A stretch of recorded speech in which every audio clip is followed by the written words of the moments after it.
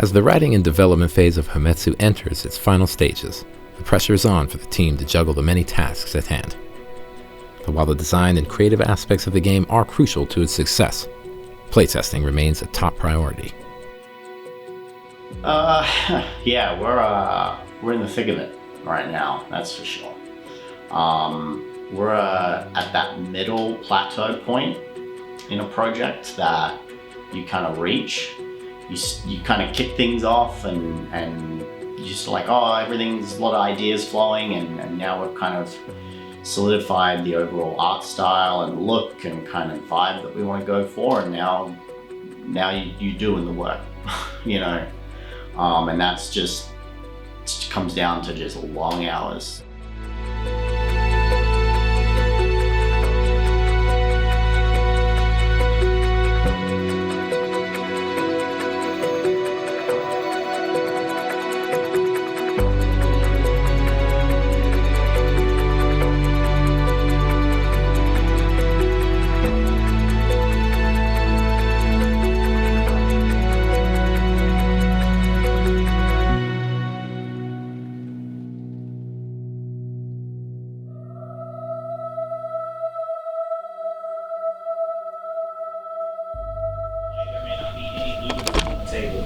So really, it just comes down to, like, actually farming Oni back and forth.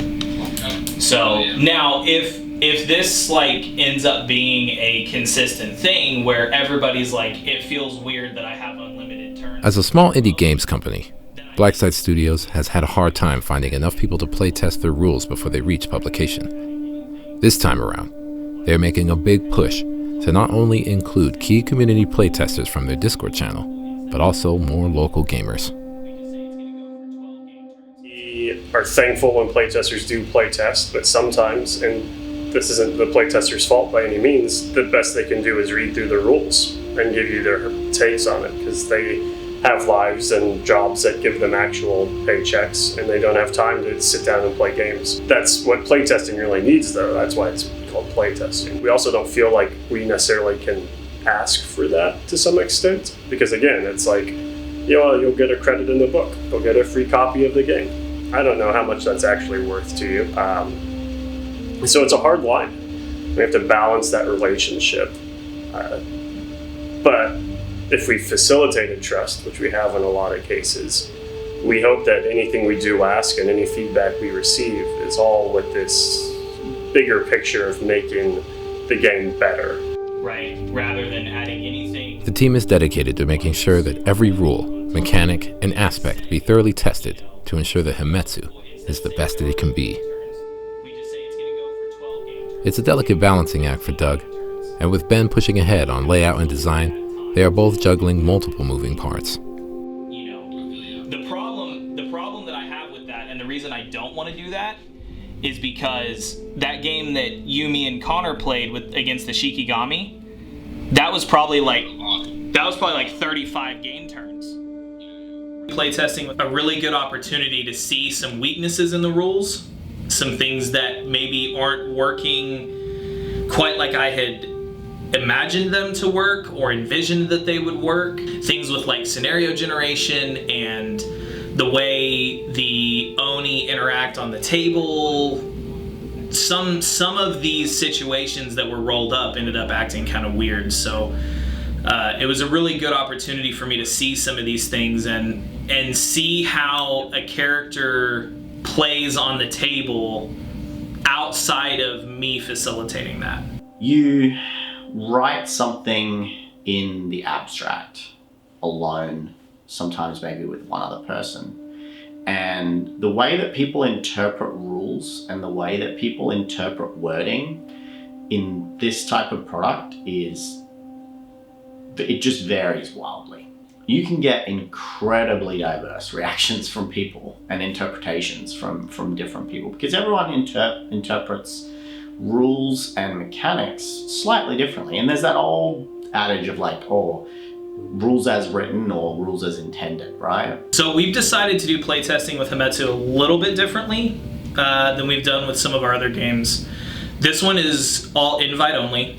We've grabbed some of our playtesters that have specific skill sets that we've found throughout them playtesting other games, and we've pulled them in on this project to work on specific parts of the rulebook. We've also set up an in-house playtest day in early January, where we're going to be inviting some local gaming clubs to come down, some guys that we met at conventions that are local to us, and we're just going to play games, see if we can break the game. That's the goal. I think the core rules are probably once we get this playtest day done and I get some feedback from the playtesters and we're able to look at some of the things that maybe are stumbling blocks for them during character creation or playing, or trying to find rules or whatever those things are, I think we're pretty much there. Let me say the core rules of this piece of the game are about as close to done as we can get them without final tweaks. Now, because we finished these so much earlier than I had anticipated, it's gonna allow me to start moving on to some of the supplemental stuff that I potentially wanted in the rulebook to begin with, but had to cut because of time. So it's good that we're at the stage that we're at, because it's allowing me to kind of branch into some of that extraneous stuff and get it ready for launch as well. Hametsu doesn't just have like a unique story element. It has a unique story element with unique character leveling, with unique ability generation, and maybe ability synergy with your character and things like that. Just as a whole, it seems like a much more complete product. And I think it's nice when, as a whole, it has that more complete direction, because it helps you answer the question of, do we need this thing a lot quicker. With Lunar, we said, do we have cards? Okay. Do we need dice? Okay. We need custom dice. Okay. Do we need tokens and things like that? Again, because we were pulling from all of these concepts, we were kind of like smashing together this game on this foundation of a loose story. With Hametsu, it's much easier to say, no, like, here's the character sheet. You could do this. You could make a tree, but this is what it needs. And it already exists because this is the intention of the mechanic, or this is the intention of this section in the rules, things like that. I also think it gives us the freedom then to explore the artistry side of it in the layout of the book. I think when you have a clear direction of where you want the game to go, it's easy to say, well, would it be cool if we represented the information like an actual skill tree? Would it be cool if we represented these characters like, and then this mock-up of a page? And it's easy to say yes or no, or yes, and it would be really cool if expand on the idea. The graphic design and layout of Hametsu are crucial to immersing players in this game's historical fantasy world. Every element, from cover to cover, must work together to create a cohesive experience.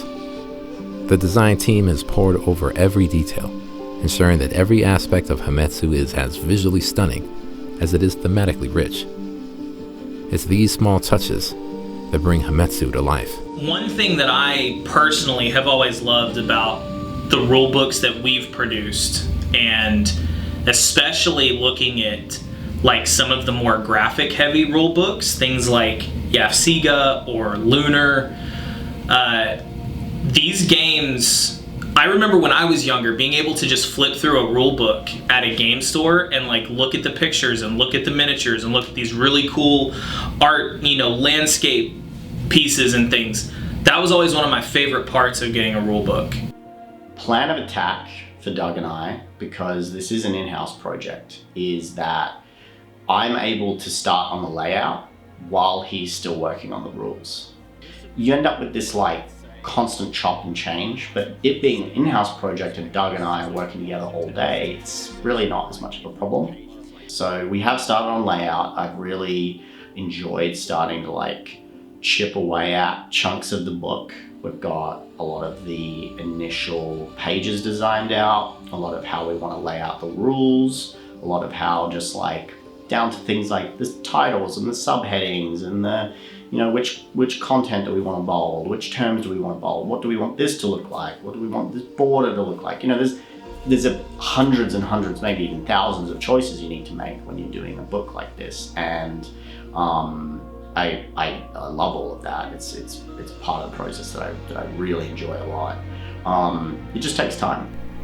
For weeks now, the team at Blackside Studios has been pouring all their extra hours into this project, with the hope to hit their goal of an end of January release date.